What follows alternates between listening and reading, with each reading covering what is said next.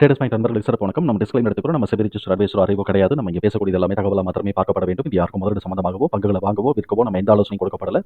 எல்லா தொழிலும் ரிஸ்க் இருக்கும். ரிஸ்க் புரிஞ்சு எச்சரிக்கையோட தொழில் செய்யும்போது எல்லாமே நல்லா இருக்கும். நம்ம ஆதரிக்கிற அனைத்து நல்ல உள்ளங்களுக்கும் நன்றி. வளமுடன் வாழ்க. நண்பர்களே, முத்தூட் ஃபினான்ஸ் 2024-25க்கான Q1 ரிசல்ட்டை பேஸ் பண்ணி நம்ம இந்த அனாலிசிஸ் எடுக்கிறோம்.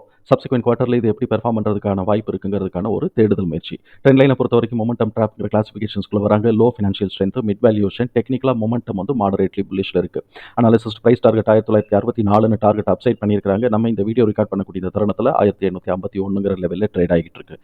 ஃபண்டமெண்டலாக நம்ம பார்த்தோம்னா அடிக்வேட் லெவல் ஆஃப் சால்வன்சி பொசிஷனை மெயின்டைன் பண்ணுறாங்க. ஹை ரேட் ஆஃப் ரிட்டர்ன் எடுக்கிறாங்க. டெப்ட் பியாண்ட் டாலரன்ஸில் தான் இருக்குது. பட் ஃபினான்ஷியல் கம்பெனிஸ்னால இதை தவிர்க்க முடியாதுங்கிறத பல சந்தர்ப்பங்களில் நம்ம பார்த்துருக்குறோம்.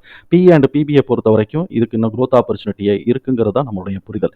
கன்சஸ்டன்ஸ் ரெக்கமெண்டேஷன்ஸை பொறுத்த வரைக்கும் 20 அனாலிசிஸ்ட் வந்து ரெக்கமெண்ட் பண்ணியிருக்காங்க. 13 பேர் பை சொல்லியிருக்காங்க, 4 பேர் ஹோல்டு சொல்லியிருக்காங்க, 3 பேர் வந்து செல் சொல்லியிருக்காங்க. குவார்டர்லி ஃபினான்ஷியல் பெர்ஃபார்மன்ஸை பொறுத்த வரைக்கும் இயர் ஆன் இயர், அதாவது ஜூன் 2024 ஜூன் 2023 கம்பேர் பண்ணும்போது நெட் ப்ராஃபிட் 13.9% இன்க்ரீஸ் ஆயிருக்கு. ரெவென்யூ 28% இன்க்ரீஸ் ஆயிருக்கு. அதே மாதிரி Q2Q நம்ம கம்பேர் பண்ணும்போது கிட்டத்தட்ட ஒரு 300 கோடி ரூபா வந்து ரெவென்யூ இன்க்ரீஸ் ஆயிருக்கு. ஒரு 50 கோடி ரூபா 25 கோடி ரூபா வந்து நெட் ப்ராஃபிட் இன்க்ரீஸ் ஆயிருக்கு. இபிஎஸோட லெவல் 29ங்கிற லெவலில் இருக்கு. எம்எஃப் வந்து 0.33% ஹோல்டிங்கை டிக்ரீஸ் பண்ணியிருக்காங்க. எஃப்ஏஎஸ் வந்து 0.35% ஹோல்டிங்கை இன்க்ரீஸ் பண்ணியிருக்காங்க. நம்மளுடைய இந்த இபிஎஸ் தகவல்கள் எல்லாத்தையும் நம்மளுடைய எக்ஸல் ஃபார்மேட்டில் போட்டிருக்கிறோம். இப்போ நமக்கு வந்து பார்த்தோம்னாக்க இந்த 29ங்கிற Q1 ரிசல்ட்டை பேஸ் பண்ணி பார்த்தோம்னாக்க இதோட லெவல் வந்து 1617லேருந்து 1243 ரேஞ்சுக்குள்ளே இருக்கணும். ஆனால் இவங்க அதை தாண்டி பியாண்ட் தட் இருக்கிறதுனால இவங்க வந்து 1617லேருந்து 1498 இந்த ரேஞ்சுக்குள்ளே இவங்க வந்து சப்போர்ட் எடுக்கிறதுக்கான வாய்ப்புகள் இருக்குது. அது எப்போனாக்கா 1726 உடைக்கும் போது 1726 உடைக்கும் போது 1617லேருந்து 1498க்கான வாய்ப்புகள் இருக்குது. ஆனால் இது வந்து இந்த குவார்ட்டருக்கான லெவல்ஸ் முடிஞ்சு போச்சு. இப்போ அடுத்த குவார்ட்டருக்கான டிடிஎம் லெவலில் தான் இது இனிமேல் அடுத்தது ட்ரேட் ஆகிட்டு இருக்குங்கிறதுனால இந்த டிடிஎம் லெவலான 27.82ங்கிறத நம்ம வந்து போடுவோம். அப்படி போடும்போது என்ன ரிசல்ட் வருதோ அதை நம்ம வந்து மார்க் பண்ணுவோம். 27.825 அந்த வகையில் நம்ம பார்த்தோம் அப்படின்னு சொன்னாக்கா 1992லேருந்து 1625ங்கிற லெவலில் இது வந்து இந்த குவார்ட்டருக்கான வாய்ப்புகள் இருக்குது.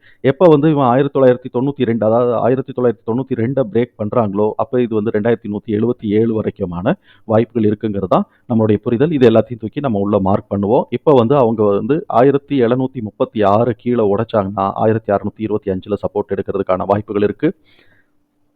1625ங்கிற சப்போர்ட் லெவலில் உடைச்சிட்டாங்கன்னா 1498லேருந்து 1504 வரைக்கும் இருக்கக்கூடிய லெவலில் வந்து சப்போர்ட் எடுக்கிறதுக்கு வாய்ப்பு இருக்குது.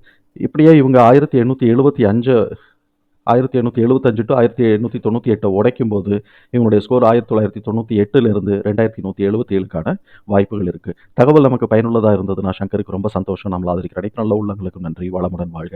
நண்பர்களே, நமக்கு இந்த வீடியோ பிடிச்சிருந்துச்சுன்னா லைக் பண்ணுங்க, நண்பர்களுக்கு உதவ ஷேர் பண்ணுங்க, நட்புக்காக சப்ஸ்கிரைப் பண்ணுங்க. நன்றி.